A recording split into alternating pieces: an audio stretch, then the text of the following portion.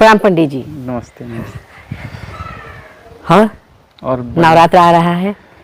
हाँ, नवरात्र तो आ रहा है। हमारे पंचांग के नए वर्ष के अनुसार हमारा हिंदू धर्म का नया वर्ष स्टार्ट हो रहा है, शुरुआत हो रही है। इसमें प्रतिपदा मंगलवार को 9 तारीख को पड़ेगी। 9 तारीख को हमारा नया साल हिंदू धर्म का चालू होगा, शुरू होगा। और पहले दिन से ही माता नौ दुर्गा का पूजन स्टार्ट शुरू होगा। पहले मंगलवार दिन पड़ रहा है, उस दिन हम लोग माता शैलपुत्री का पूजन करेंगे और ऐसे ही 9 दिन तक 9 माताओं की पूजन होगी। ये शारदीय नवरात्र है? नहीं, ये चैत्र नवरात्र है। चैत्र नवरात्र है। हाँ, ये जैसे हमारे हिंदू धर्म में 4 नवरात्र पड़ता है, जिसमें एक चैत्र मास में, एक आषाढ़ मास में, एक अश्विन मास में और एक माघ मास में, जिसमें 2 नवरात्र गुप्त होता है। गुप्त नवरात्र और 2 नवरात्र जो हम हिंदू धर्म बड़े ही धूमधाम से मनाते हैं, जैसे चैत्र का नवरात्र है और एक अश्विन का नवरात्र है, जिसे हम शारदीय नवरात्र कहते हैं। ये चैत्र नवरात्र है, इसमें माँ 9 देवियों का पूजन होता है। और विशेष बात एक और है कि ये रामनवमी कहलाती है। इसमें राम का प्राकट्य भी हुआ था और रामनवमी के दिन भगवान राम प्रकट हुए थे। उस दिन भगवान राम का जन्मोत्सव भी मनाया जाता है। अच्छा, प्रकट्य मतलब कि अवतार लिए थे भगवान। जी, जन्म उनका राम हैप्पी बर्थडे है। हैप्पी बर्थडे था उनका।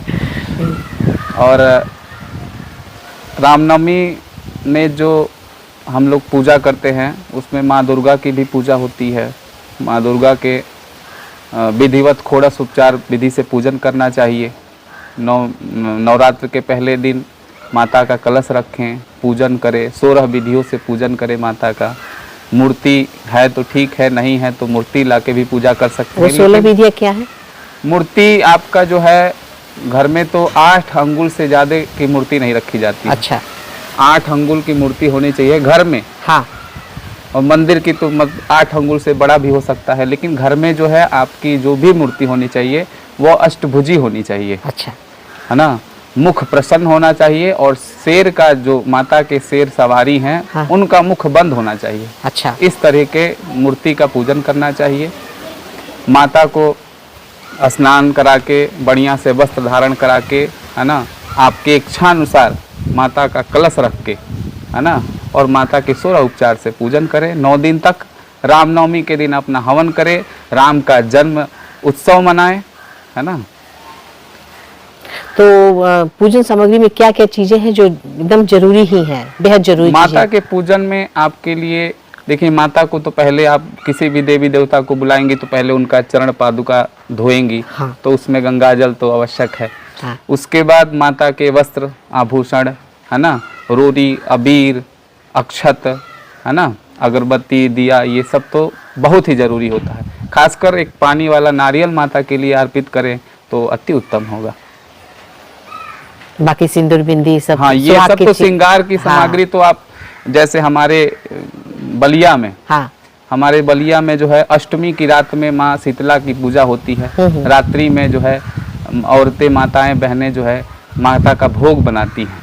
दाल की पूड़ी। हाँ, दाल पूड़ी, है ना। हाँ। उस दाल की पूड़ी से माता का भोग लगता है, रात में बनता है। और सुबह के समय 4 बजे सुबह के समय जो है माता शीतला का जो है पूजन होता है, वो भोग चढ़ाया जाता है।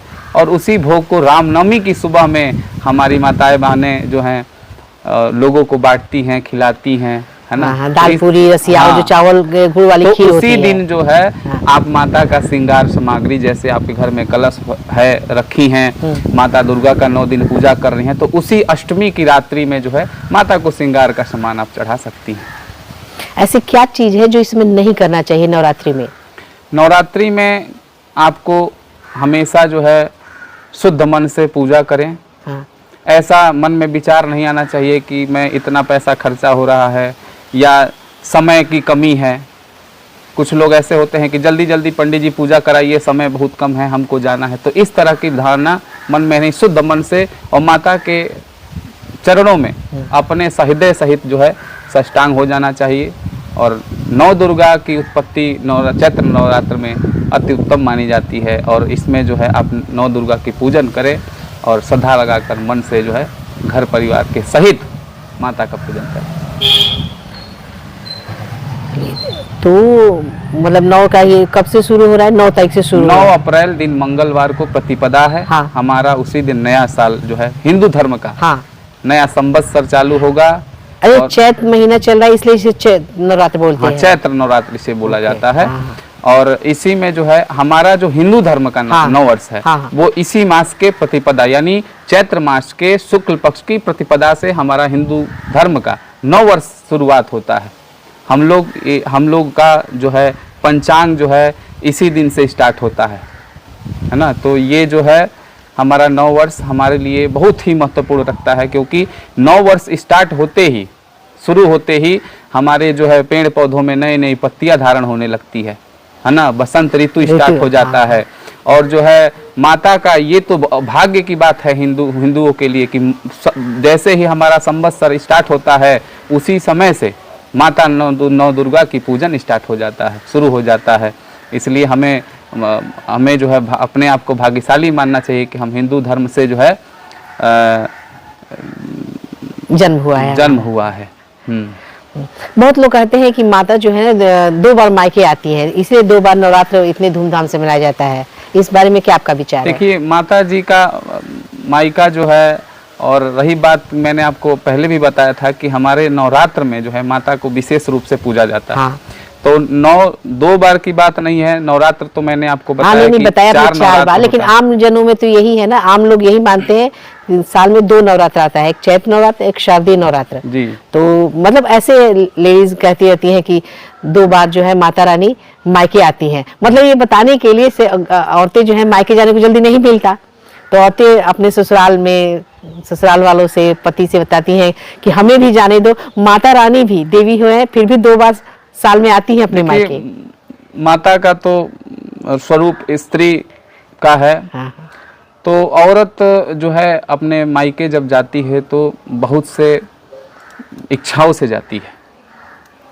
हर औरत का एक इच्छा होता है कि हम अपने मायके जाएं तो हमारा जो है सही तरीके से हमारा इज्जत हो, खातिरदारी हो, है ना। तो माता का स्नेह अपने बालकों से ऐसे ही रहता है।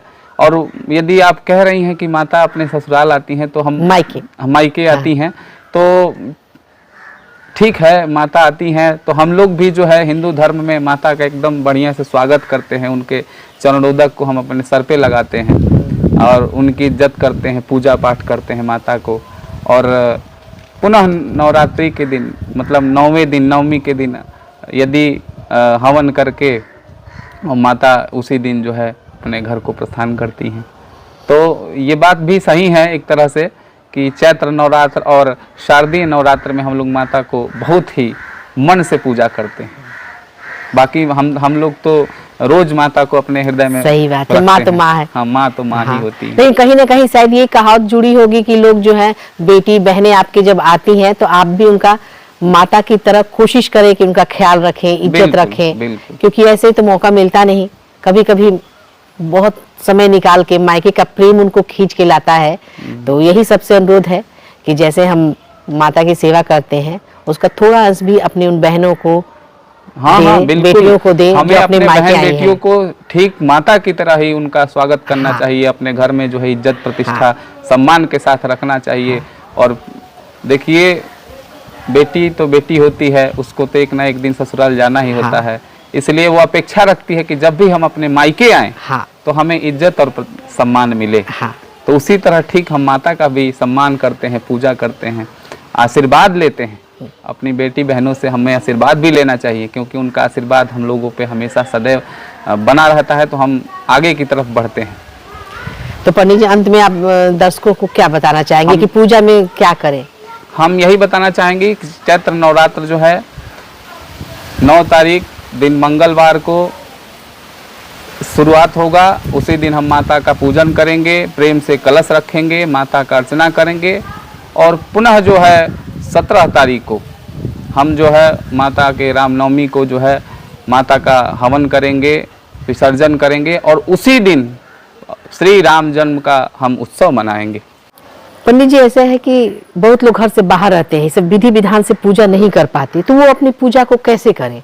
कैसे माँ के प्रति अपनी श्रद्धा जो है अर्पित करें? माँ की पूजा कैसे करें? क्या क्या लाएं? क्योंकि सैनिक है हमारे, बाहर रहते हैं, या बहुत से भाई बहन औरतें बाहर रहती हैं, या इतना समय नहीं मिल पाता किसी भी वजह से, लेकिन वो दिल से माँ की पूजा करना चाहते हैं, जो भी उनके भक्त हैं, वो क्या करें? मैं बताना चाहूँगा, जो भक्त माता को कुछ अर्पित नहीं कर पा रहे हैं, तो केवल श्रद्धा से, हृदय मन से जो है माता को एक बार प्रणाम कर लें और माता से यही कहें कि हे माता, हम आपको उपलब्ध कुछ नहीं करा पा रहे हैं, हमारी श्रद्धा है लेकिन आपके प्रति। तो माता ऐसी हैं कि अपने हर भक्तों के दिल की बात सुन लेती हैं, और माता जो है सबकी माता है, जो चढ़ाएगा या जो सेवा करेगा उसकी भी है, और जो हृदय से मानेगा उनकी भी माता है। तो माता का यही है कि आप माता को सच्चे मन से यदि आप एक बार श्रद्धा से प्रणाम भी कर लें तो माता का माँ खुश हो जाएगी। माँ खुश हो माँ होती है। माँ तो माँ ही होती है। सही बात है।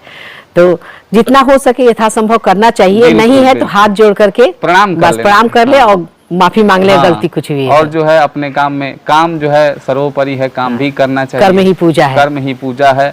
तो कर्म के साथ माता को भी प्रणाम करें, माता का आशीर्वाद लें, और चैत्र नवरात्रि में आप बिल्कुल खुश मन से जो है माता की पूजा करें, अर्चना करें, घर परिवार में उत्सव मनाएं।